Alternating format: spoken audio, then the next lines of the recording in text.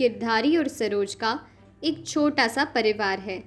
उनके साथ उनका बेटा रमन और बहू पूजा रहती है। गिरधारी और रमन अपने ऑफिस के लिए निकल जाते हैं। उनके जाते ही सास और बहू दोनों मिलकर टीवी सीरियल देखने लगते हैं।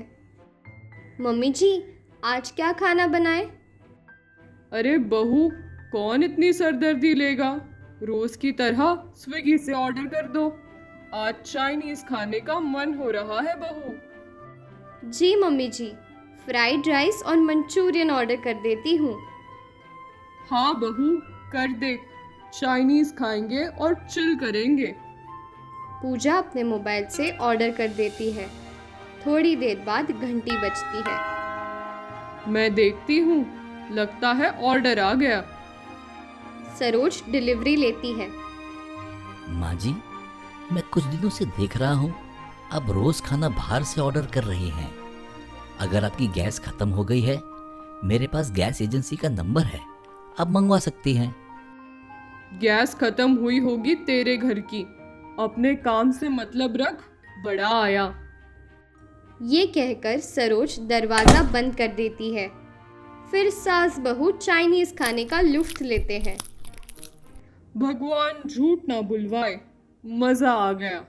अब जरा मेरे सलमान खान की कोई बढ़िया सी मूवी लगा दे और मजा आ जाएगा। जी मम्मी जी, लोग तो यूं ही अपनी सास की बुराइयां करते हैं। आप तो साक्षात भगवान का रूप हो। फिर दोनों मूवी देखने लगते हैं। दोनों का रोज यही काम था। गिरधारी और रमन ऑफिस से वापस आ जाते हैं। पूजा, खाना क्या बनाया है?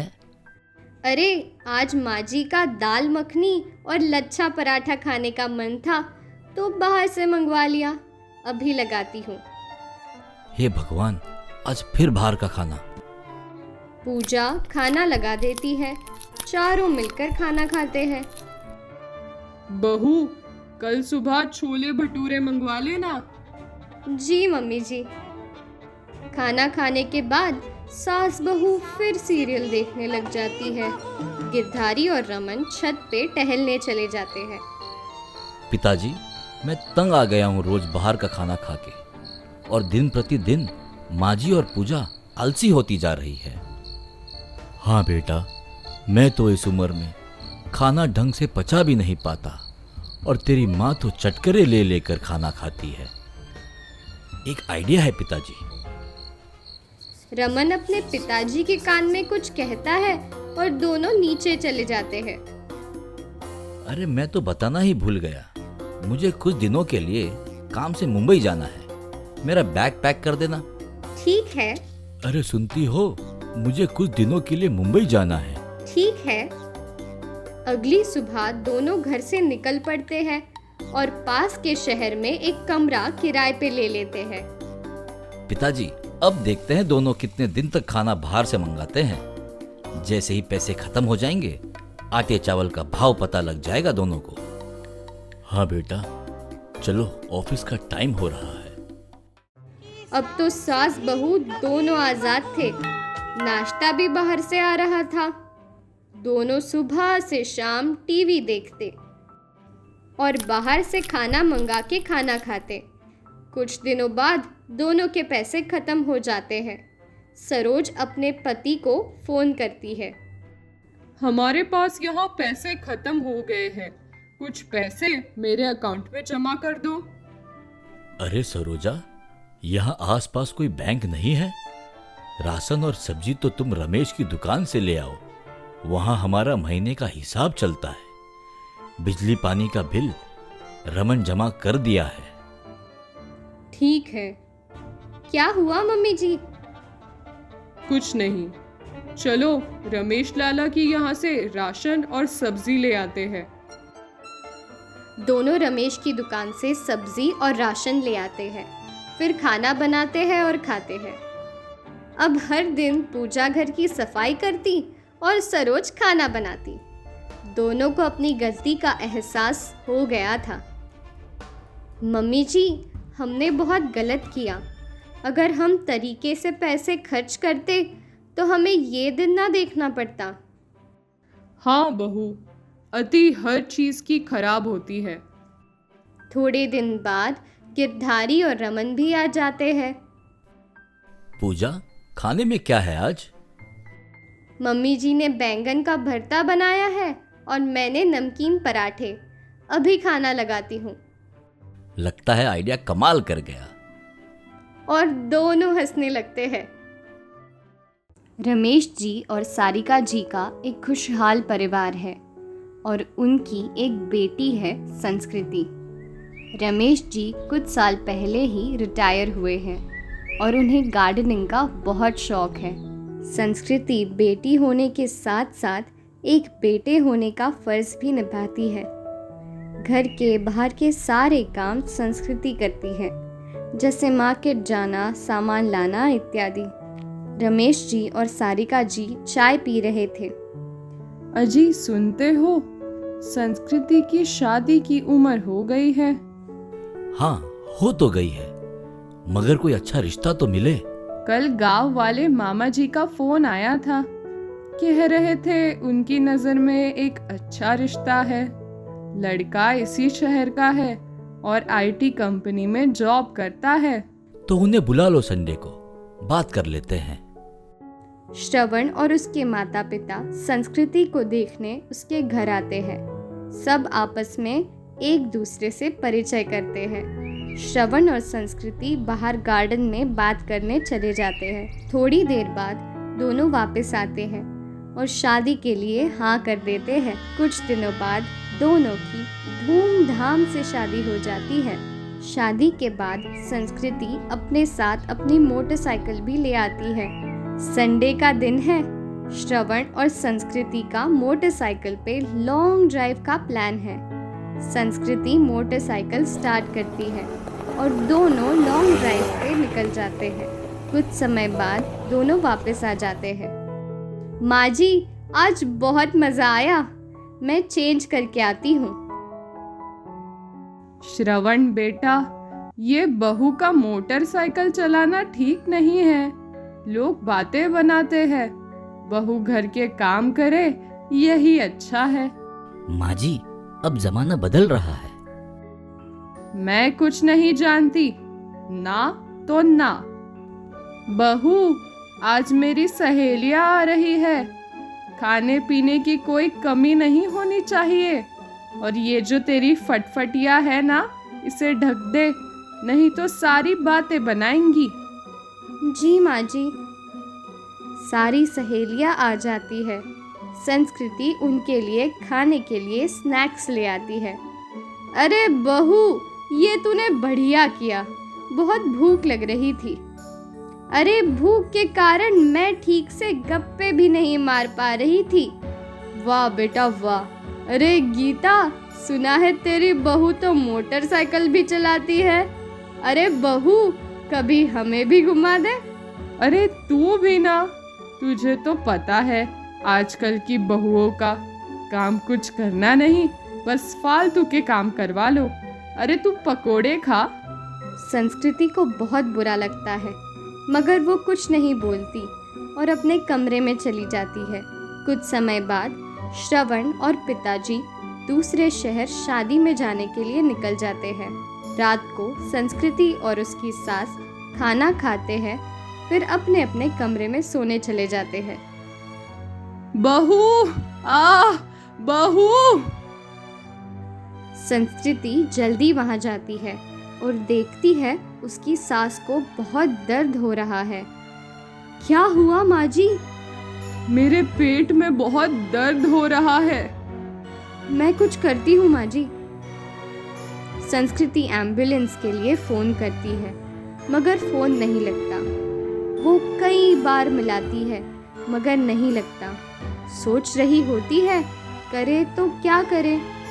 तभी वो अपनी मोटरसाइकिल से कवर उठाती है, अपनी सास को अंदर से उठा के लाती है और मोटरसाइकिल पे बिठा देती है और फिर खुद भी बैठ जाती है। दोनों हॉस्पिटल के लिए निकल पड़ते हैं। माँ जी, मुझे पकड़ के रखो, बस हम पहुँचने वाले हैं। दोनों हॉस्पिटल पहुँच जाते हैं। नर्स व्हील चेयर पे माँ जी को अंदर लेके जाती है। डॉक्टर चेक करके गीता को इंजेक्शन देता है। और उसको आराम मिल जाता है। सही हुआ आप इन्हें यहाँ टाइम पे ले आई, वरना तबीयत और बिगड़ सकती थी। मैंने कुछ दवाई लिखी है, ये इन्हें टाइम से दे देना। आप इन्हें घर ले जा सकती हैं। Thank you doctor. दोनों घर के लिए निकल जाते हैं। बहू, मुझे माफ कर देना। मैंने तुझे इस मोटरसाइकिल के कारण बहुत बुरा कहा और आज इसी मोटरसाइकिल ने मेरी जान बचा ली। मुझे माफ करना। अरे माँ जी, आप ये बोलकर मुझे शर्मिंदा ना करें। आपके ही आशीर्वाद से हम हैं और सास की सेवा करना तो मेरा फर्ज है। लता आज बहुत खुश थी क्योंकि विदेश से उसके बेटे विकी का फोन आया था। बेटा, तू सच में अगले हफ्ते घर आ रहा है? ये तो बहुत अच्छी खबर है। आराम से आ और अपना ख्याल रख। लता का बेटा विकी विदेश में पढ़ाई करने गया था और अब 3 साल के बाद वो वापस घर लौट रहा था। ये खबर सुनकर लता फूले ना समाई। वो घर भर चिल्लाने लगी, अजी सुनते हो? जल्दी यहाँ आओ। क्या बात है भाग्यवान, क्यों इतना चीख रही हो? विकी अगले हफ्ते घर आ रहा है। अरे वाह, ये तो बहुत अच्छी खबर है। और पता है, मैंने उसके लिए एक लड़की भी ढूंढ ली है। इस बार जब वो आएगा तो उसकी शादी करवा ही देंगे। यहाँ लता विकी की शादी अपनी पसंद की लड़की से करवाने की सोच रही थी और वहाँ विकी अपनी गर्लफ्रेंड के बारे में माँ से बात करने वाला था। Anna, my mother would be so happy seeing you. खबर मिलते ही लता ने तैयारियां शुरू कर दी। उसने घर पेंट करवाया, फर्नीचर बदलवाया और विकी का कमरा भी साफ करवा दिया। अब सब अच्छा लग रहा है। कल जब विकी आएगा तो खुश हो जाएगा।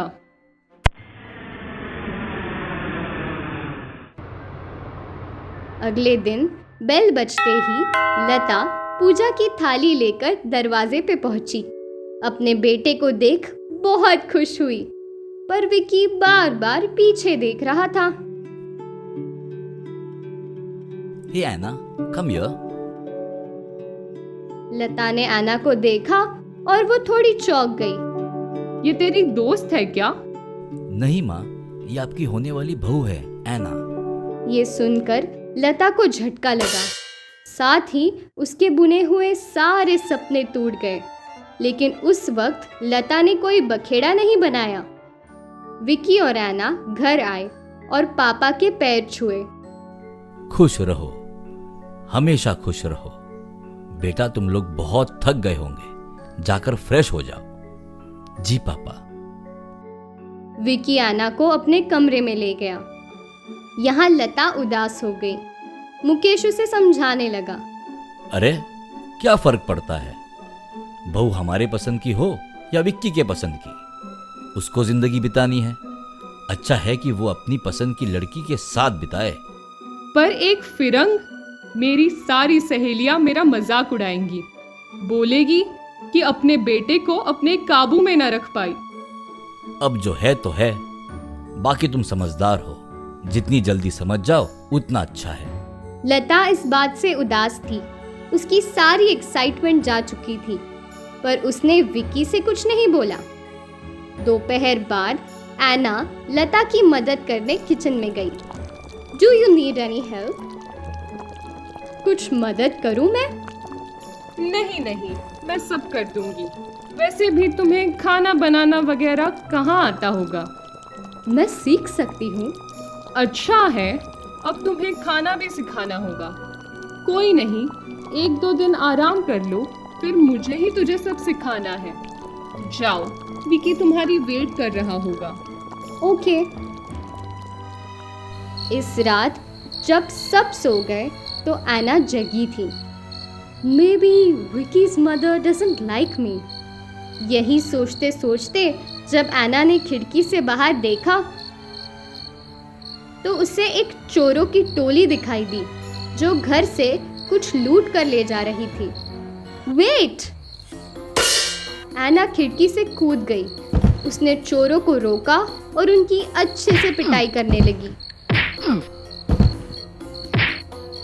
चोरों की चीखें सुनकर आसपास के पड़ोसी जग गए। जब सब बाहर आए तो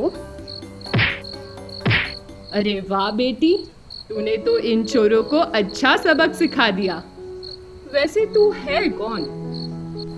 ये मेरी होने वाली बहू है। लता को अपनी बहू की तारीफ सुनकर बहुत खुशी हुई और अब उसने अपने बेटे की पसंद की लड़की से कोई गिला शिकवा नहीं था, क्योंकि अब लता की सहेलियां लता की तारीफ ही कर रही थी।